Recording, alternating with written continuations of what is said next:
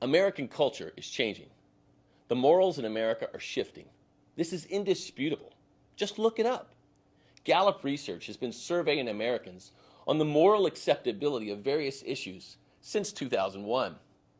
In their May 2015 report, Gallup researchers wrote Americans now find a variety of behaviors as morally acceptable that they saw as unacceptable in the early 2000s. They report the moral acceptability levels on many of these issues are now record high. And this, they say, is on track with the overall trend in America toward a more liberal attitude on nearly every single moral issue. The data is undeniable. Of course, to see this attitudinal shift, all you have to do is recall that in 1996, our government officials voted with veto-proof majorities in both the United States House of Representatives and Senate to make the Defense of Marriage Act the law of the land. This law defined marriage as between a man and woman and was signed by President Bill Clinton into law in September 1996. Anyone remember that? But in June 2013, the Supreme Court of the United States ruled key portions of that law to be unconstitutional, paving the way for our culture to completely redefine marriage.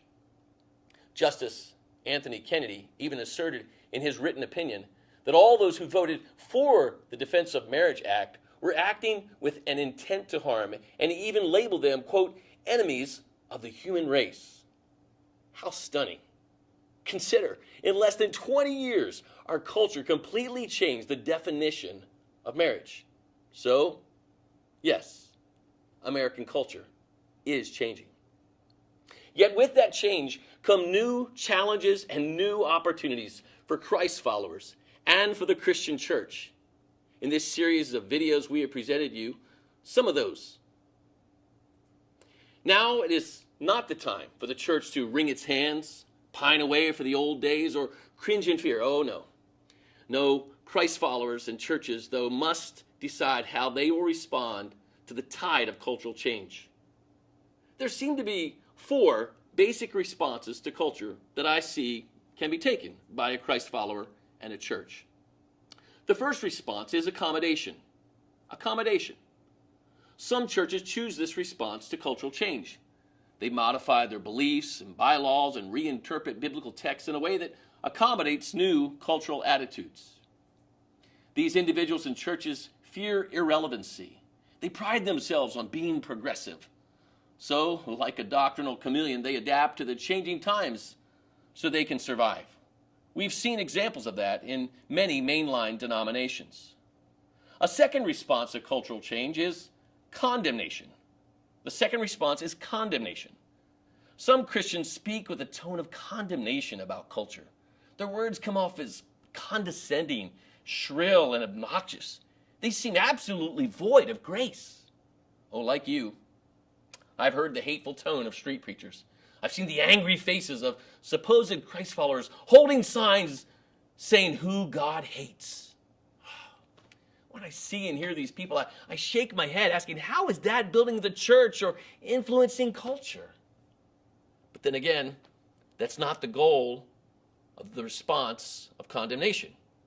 Rather, their goal is to curse the darkness and provide a safe retreat from culture in their church.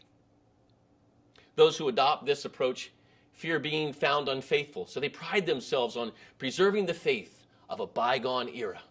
Unfortunately, sometimes preserving the message also includes preserving outdated and ineffective methods of ministry. Therefore, these churches often struggle to reach the next generation.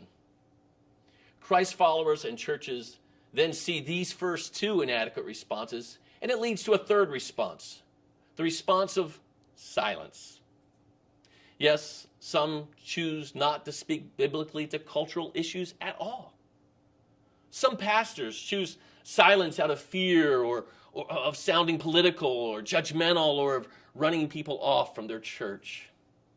Yet sadly, in those churches, God's truth is not heard and applied on these very relevant topics. This church and congregation remain on the cultural sidelines. Such a church is having no influence. They're not being the salt and light that Jesus called the church to be in Matthew 5. For that to happen, a church must choose the fourth response to culture. For it seems that in Matthew 5, Jesus is not calling upon his followers to accommodation. He's not calling them to condemnation or to silence, but to transformation. Transformation. The transformational approach is grounded in the belief that Jesus called his people to be agents of change in the world. They take serious Jesus' words recorded in Matthew 5, 13 through 16, which reads like this in the NIV. You are the salt of the earth. But if the salt loses its saltiness, how can it be made salty again? It is no longer good for anything except to be thrown out and trampled by men. You are the light of the world. A city on a hill cannot be hidden. Neither do people light a lamp and put it under a bowl. Instead, they put it on its stand and give light to everyone in the house. In the same way, let your light so shine before men that they see your good deeds and glorify your Father who is in heaven. Hearing these words of Jesus, the transformational Christian and church refuse to be contained or contaminated salt. They won't be covered or cloistered lights. Oh, yes, they do teach and seek to live out the biblical truth without compromise. But they don't retreat from culture. Rather, they penetrate it with Christ-like words and actions. They are a savory and shining influence where God has placed them for the advance of the gospel. So as Jesus instructed elsewhere, they render to Caesar what is his by paying taxes, voting, praying for their governmental leaders, and by serving their communities. Yet they also render to God alone their love and loyal worship. In short, transformational churches and Christians are culturally relevant, yet biblically rooted. This means they will not choose silence on the cultural hot topics we've covered in this series. Instead, they speak on them in the manner of Jesus. What was the manner of Jesus? Well, in John's gospel, we read of John the Apostle writing this of Jesus, the incarnate Word of God. In John 1:14, we read, "The Word became flesh and made his dwelling among us. We have seen his glory, the glory of the one and only, who came from the Father, full of grace and truth." Grace and truth. It seems grace without truth lacks substance. Yet truth without grace can overwhelm us. But the balance together leads to life, liberty, hope, and salvation. They both were blended perfectly together in Jesus. Grace and truth. And if you didn't catch it the first time, John reiterates the point just a few sentences later in John 1:17, which reads, "For the law was given through Moses. Grace and truth came through Jesus Christ." Grace and truth. There you have it. That should be how we speak on issues of marriage and sexual morality and religious liberty and abortion and poverty and racism, immigration, orphans, human trafficking, etc. Grace and truth. It's how Jesus spoke and how transformational Christ followers and churches should speak on any cultural hot topic and really in all of life. Yes, indeed, maybe the church in America has lost the home field advantage. Maybe our ethics and morals will differ from our neighbors more and more.